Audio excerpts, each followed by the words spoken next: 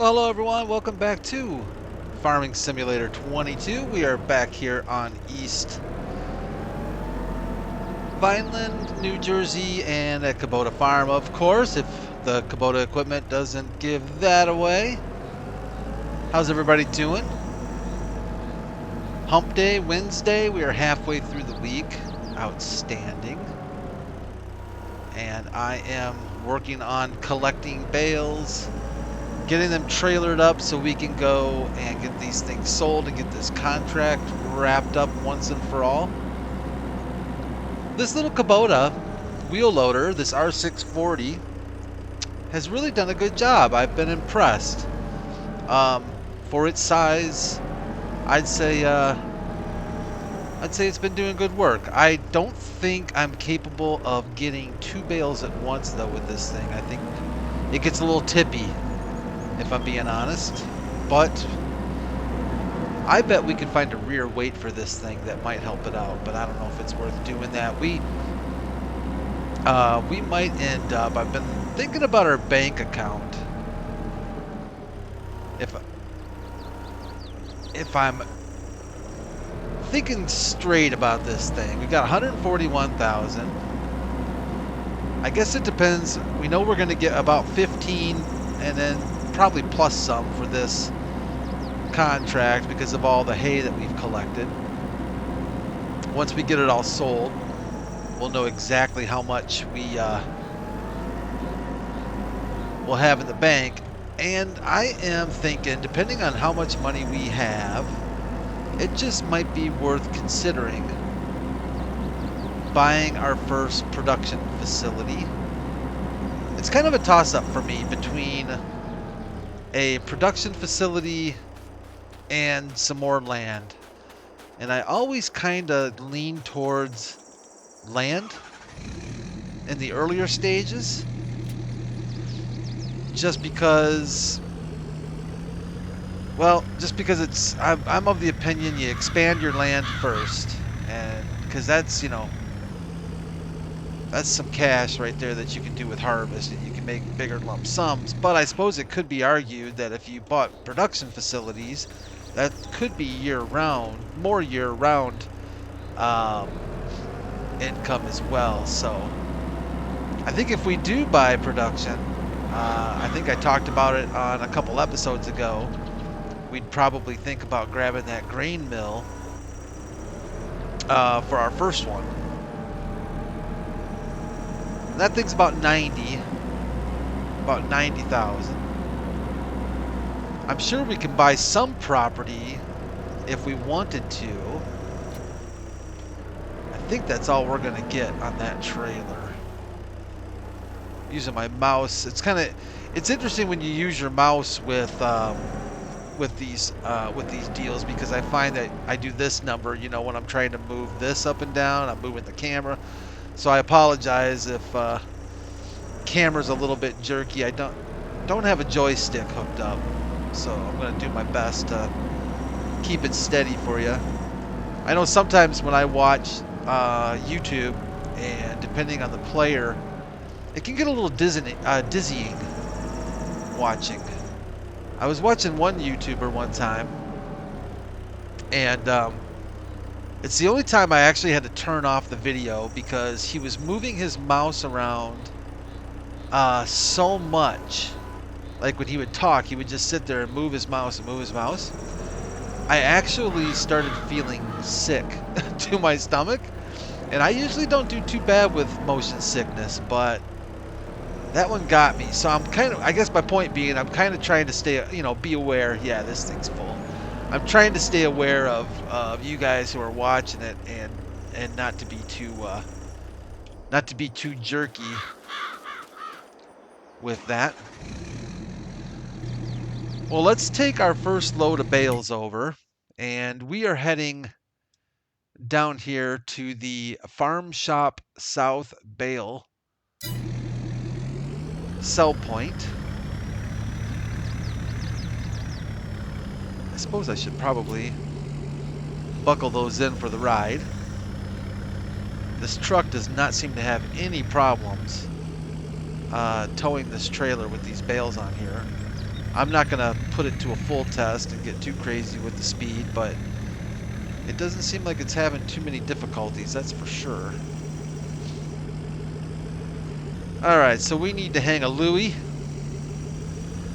Lefty here. And we will, let's see what we get for the first load here. We're at 20%, I believe, on our contract. So let's see how far along this gets us.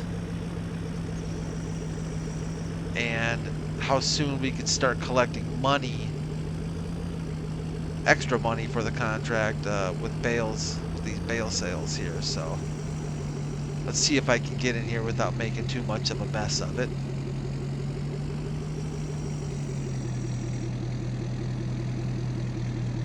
Try to fit all these on here,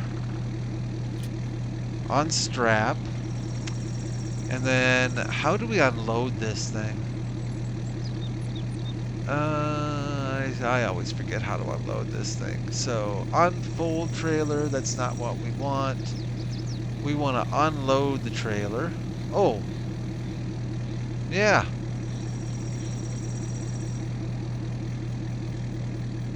I guess we don't have to worry about unloading it. Very good. I wasn't paying attention to what was going on down there. I was so busy focused on that F1 menu that I didn't even notice. So, all right then. I guess the mystery does remain on how to unload, on how we unload a trailer. We'll figure it out. So one more trailer load is definitely going to put us over. Is definitely going to put us over on the contract, and we'll definitely be able to start collecting cash money for these bales. And I am pleased as punch with the way our Kubota truck is handling this trailer. It's a nice swift way to get to market, and it doesn't seem like it has any problems with the weight, that's for sure. Let's park this thing in kind of a central area here. Hop on out and keep loading. Now I kind of load, I don't know how you all like to do this. I like to do it this way. It's kind of that half cheat method, right? Where I'm not going to do the drive around and have the bales do the auto hop. But I do appreciate the assistance when it comes to actually loading them on the trailer. And this is actually my favorite way, if I'm being honest. Besides using just a regular auto stacker, this is my favorite way of doing it right here, because you're involved in the, you're involved in the loading, so you don't feel like you're just driving around having these things bunny hop on. And at the same time, though, I don't get the frustration of trying to stack these bales, because that's not something you all would want to see in any way, shape, or form. They'd be falling off the trailer. I'd be knocking them 6 ways a Sunday. I watch some of those competitions they have there for bale stacking and stuff, and it is truly impressive to see how good some people get at dealing with these bales. It's like, that's a lot. You gotta be, well, younger than I am. That probably helps. And practice. I suppose it might help a little bit to have a couple joysticks or something like that. Might be helpful. But at that point, I'm just making excuses for myself because I'm just not good at it. Just not good. So I'll take any help I can get, and this is the kind of help I like. At least, I feel like I'm out in the field. I'm working for it, I don't feel like I never really felt like it was cheating, really, to do the auto load. Just because I always felt like it was part of the game, that maybe it was just making excuses, but I always felt like it was part of the game that just wasn't very good. The physics of it and stuff. So I just kind of told myself, well, if the game's not going to have good physics, I'm not going to bother, trying to do something with the game that really I can't do very well anyways. But that was probably just, me making excuses. But this takes away all of that, and it at least makes me get out in the field and like I said, work a little bit. Look at how that thing rotates there in the front, that front joint and stuff. That is pretty sweet. I was gonna look and see and look up this R640 on YouTube, excuse me, and try to get a feel for how, in real life, what it can handle. Like, is this actually something that it could handle in real life doing this on the regular, or is this thing, I'm assuming it is. I'm assuming it's farm-based equipment and probably industry to some extent. But look at that thing, how that thing just has that swivel point in there where it can just stay nice and level regardless of the ground and stuff. That's pretty cool. I'll tell you what, I wouldn't be opposed to getting a different set of bale spikes, if I'm being honest. I'm not the biggest fan of these. I like the part of them where you can just do the X and it does this number. I think I've shown you all this before, but if you hit X, it just drops them. It gets rid of that collision point and makes them, just drop stuff. I like that part of the mod, but I think I'd be just as happy with just a very simple set of, like even a single spike for these round ones. I think would be a little bit more fitting, just because this thing can't handle two big ones anyways, and so usually one set of spikes kind of goes unused. And also, if I'm being a little honest, I guess I don't understand why the long one's on top and the short one's on the bottom. I don't know if that's for stability sake or why they make it that way, because it does seem like the long one would serve a better purpose on the bottom, but maybe that keeps them from tilting forward and falling off the spikes. I don't know. Kind of a weird setup though. I think the only complaint I really have about this R640 is the speed. It's an 11 miles an hour job, and that's all you're going to get out of it. So it's not the fastest. It's certainly not very fast on the road. But I guess around the farm, I guess that's good enough. Around a farmyard and on the field, I guess it serves its purpose. All right, Brad, don't knock that off of there now. All right, let us take this load over. Get these things strapped down.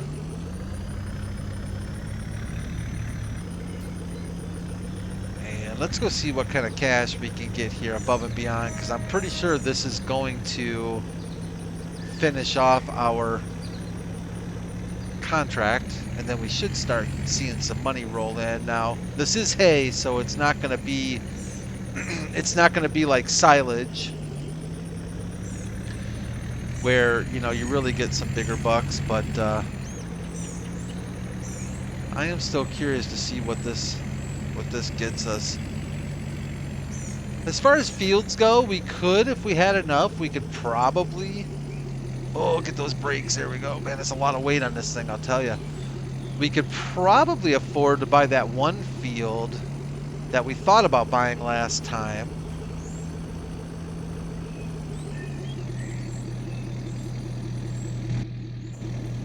And there we go. There we go. Now we're starting to see a little bit of money roll in. And our contract is complete, and we can cash out on that because all the equipment is our equipment. so we don't have to worry about anything being taken away from us.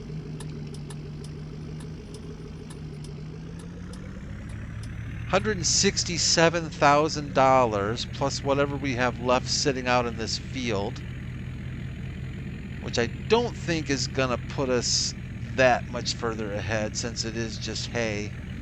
Just not as much money in that hay business, but you know, there's a YouTuber that I haven't watched in a long time. I should actually check out and see if he's still online. I'm just gonna do a field cut here. He's a hay farmer, grass farmer. I think in particular, I think he does hay mostly. I used to watch him all the time, and I don't know. Maybe he's not. I don't think I unsubscribed. Maybe he's not making videos anymore, but he was fun to watch. He ended up probably the best episodes that I enjoyed from him was when he was selling his New Holland baler. And because of the type of farmer he was, you know, balers are an exceptionally important part of his business.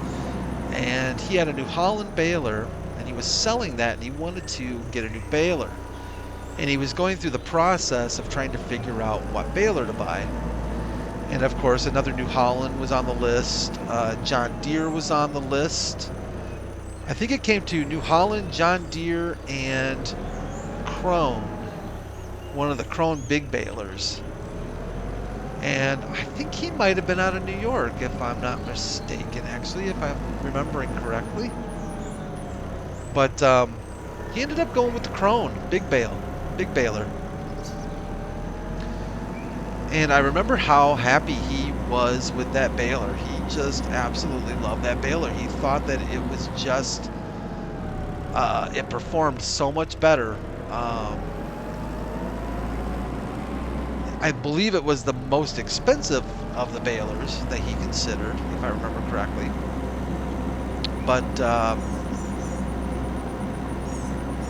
wow, that thing just absolutely just dominated out there in the field. It was cool to see, and a huge baler.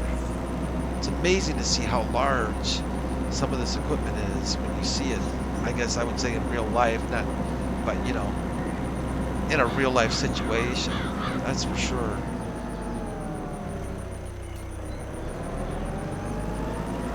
And I don't know how big of a presence Krone has in the United States. I know it's not nearly as big as it is over in Europe, but I don't know. I don't know. It seems like out of all the things you do see in the States from Krone, it's probably either the baler. I would say it's either their baler or their mowers.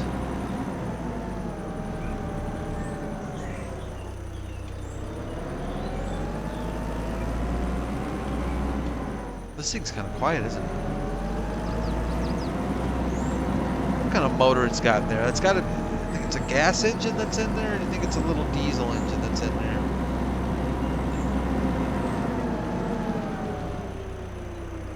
It kind of sounds like a...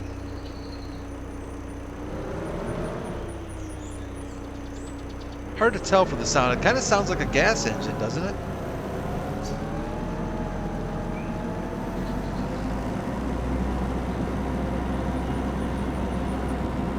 Looks like a pretty comfortable little jobber, though, that it is.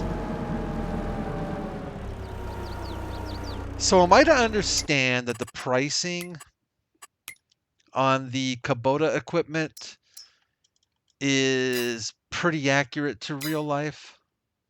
I did notice something with this. I'll go through this here first, but so 75.5, I thought there was a mention that pricing was fairly accurate as well. Wonder if that is 75 grand in real life. That's probably about right. I guess I've never priced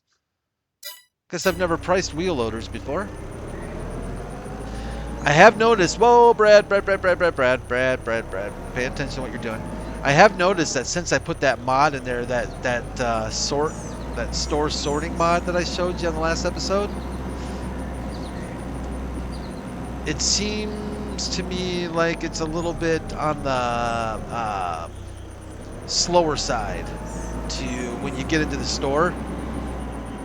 It seems like there's a bit of like when I clicked on that originally, it's like it took a few extra moments there to get in, and I don't know, maybe that mod is causing that. I don't know. I don't think it's causing any kind of errors though at all. So.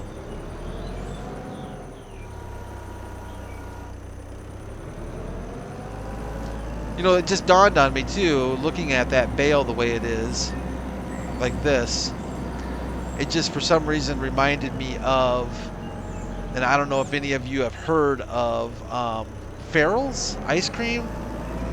I don't think they're around anymore, but when I was a kid, at least where I lived, there was a place called Farrell's ice cream.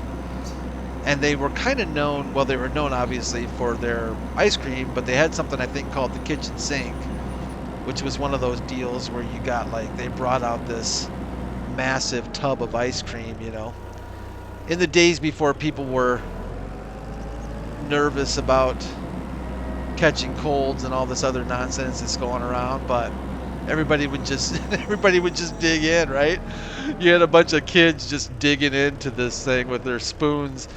Absolutely no care at all in the world for for what germs might be floating around, but hey, we made it, we survived. But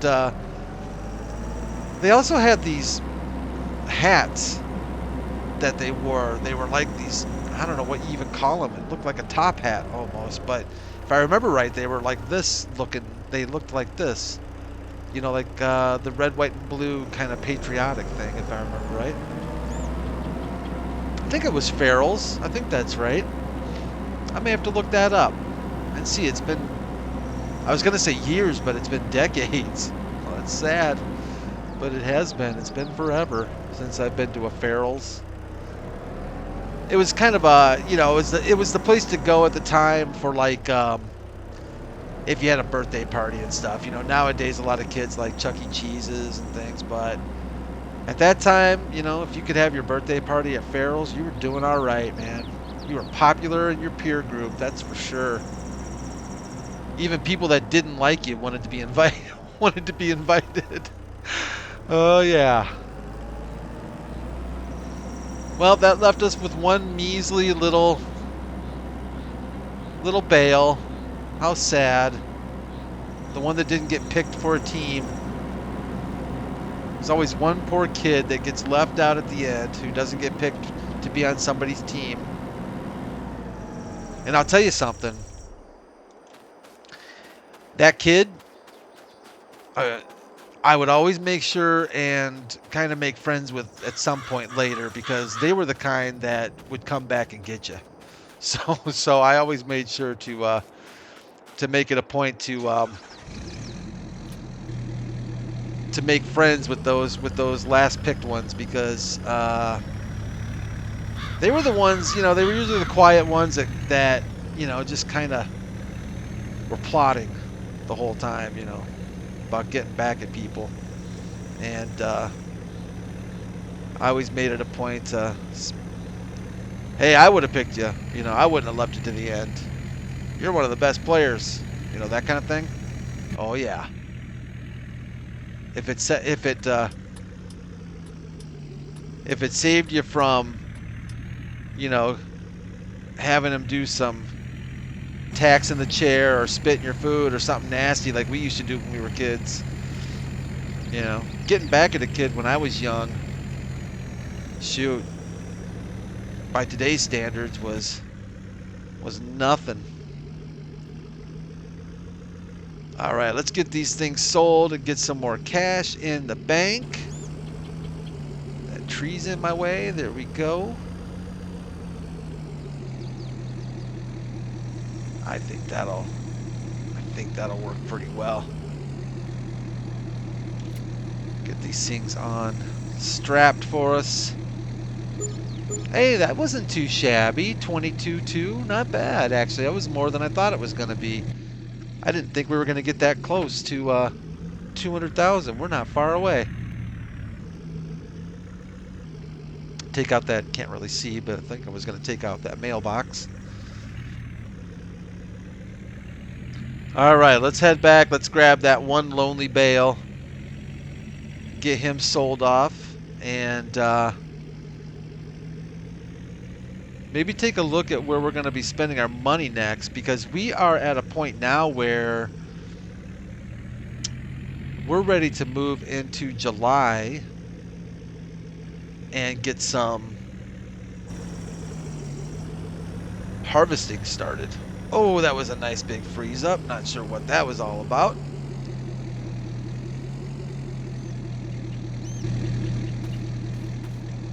I'm going to have to check my hard drive. It's probably starting to fill up with all the videos now that I think about it.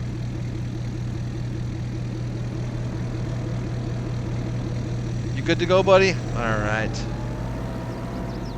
Well, little Kubota, you did a good job for us out here, I think, on the field. Thank you. Appreciate that very much. That's right. I just wish you had a little more giddy up in your step, you know? Maybe even 15 miles an hour I would be a little happier about. But that's all right. You took care of us. You got our bales loaded. Honky dory.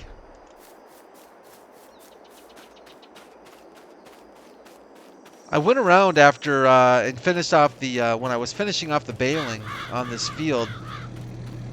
I went around and I got about another half. I want to say about a half a bale, or half a baler full. And since we used our baler, you know, that's just free hay for us that we can save till next time we do some baling. Forgot to put my straps on her. Hopefully she's locked in and won't go flying. We'll just strap her in just in case. I can drive a little bit more reckless now that we don't have a full trailer load. But I don't mind this combination. I kind of like this truck-trailer combination. It seems like it does pretty good for us.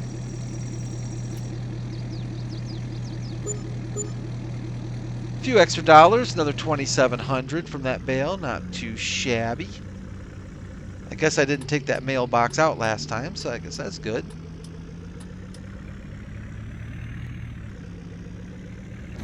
Gonna leave the front loader back on the field with the trailer. Have to come pick that back up with one of the tractors since the pickup can't hook onto that trailer.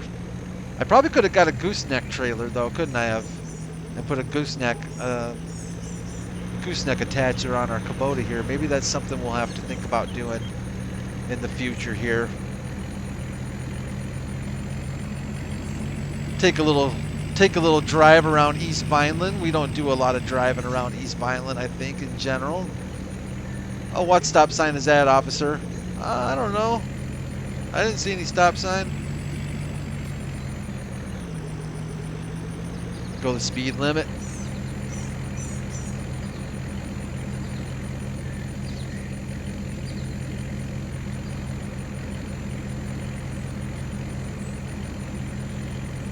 Head back to the farm, get this thing put away, and see what we have.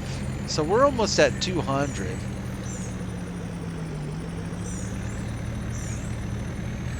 Maybe we'll have to take a look at what fields are available to us. There's our buddy Fred's place. Oh, wait a minute. Actually, yeah, I'm going to park in the middle of the road. Actually,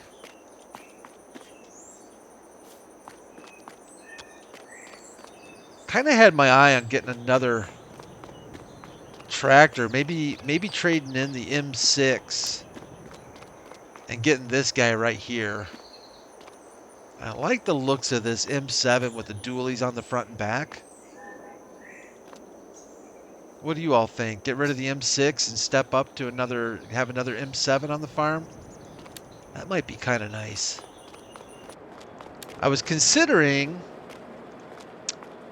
one of these little doohickeys here, but I don't think we'd get a lot of use for it around the farm right now. This would be nice to have out in the field for. We could do bales with this thing. She's even slower though, 7 miles an hour. But we could trailer it.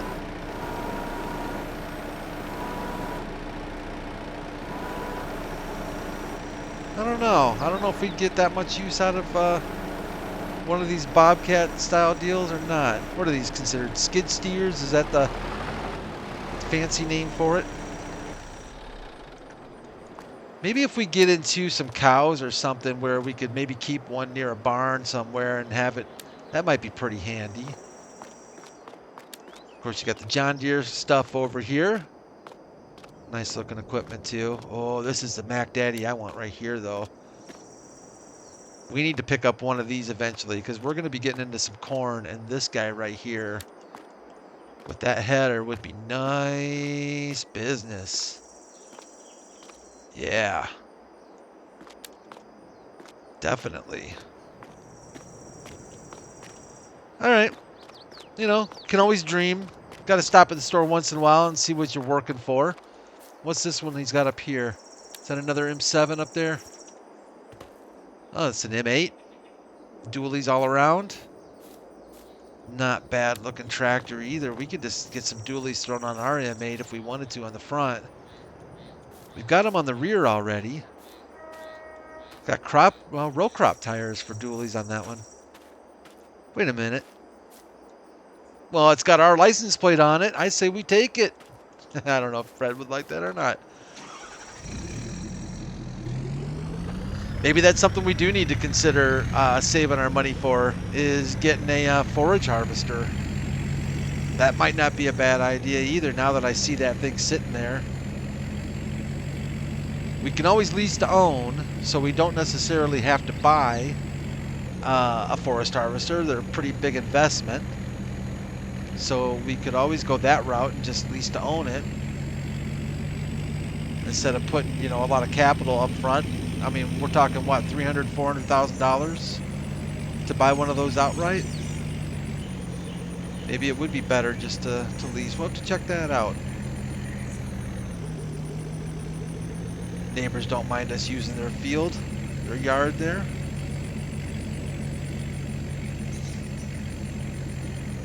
Back home on the ranch.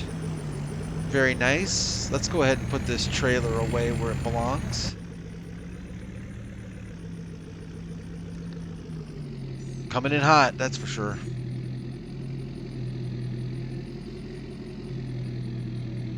I think that'll scrape the door just a touch, but not too bad. I think that'll work. Sure, that'll work for now.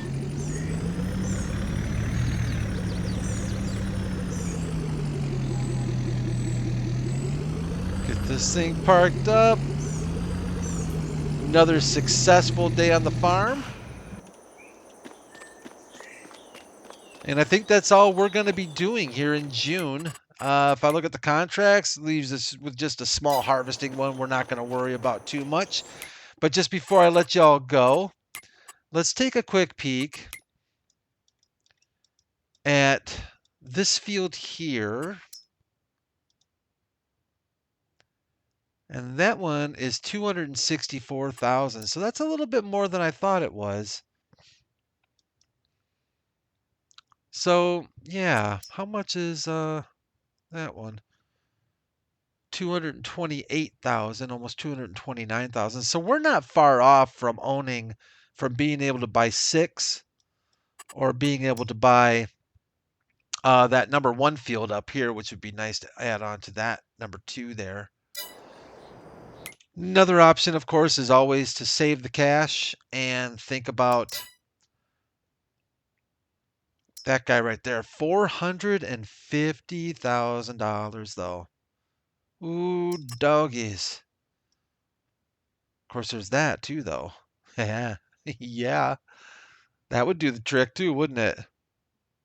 Take a little bit longer, but it would do the job. I think actually we would be smarter just to lease, even if we lease this Kloss for what we'd have to do. This little Jaguar, what's she leased for? Yeah, 20 grand to lease. Well, it's something to think about. I might look for some mods too for on these things and maybe see if we can get some other um, not base game equipment necessarily if we wanted to. Can always take a look at there's the Big Daddy right there, the Big Mac Daddy Crone, the Big X. Heck yeah. All right. Always something in the future. But for now, I think we're going to leave it at that. I do really appreciate you all joining me again back here on Kubota Farms in East Vineland, New Jersey. You all are awesome, and I so appreciate you watching the videos and leaving likes and comments. I really do. And when I see you next, I think we'll sleep through to July, and we have got work to do. So let's get at it. You all take care of yourselves. More importantly, take care of each other. And I'll see you back here in East Vineland on Thursday.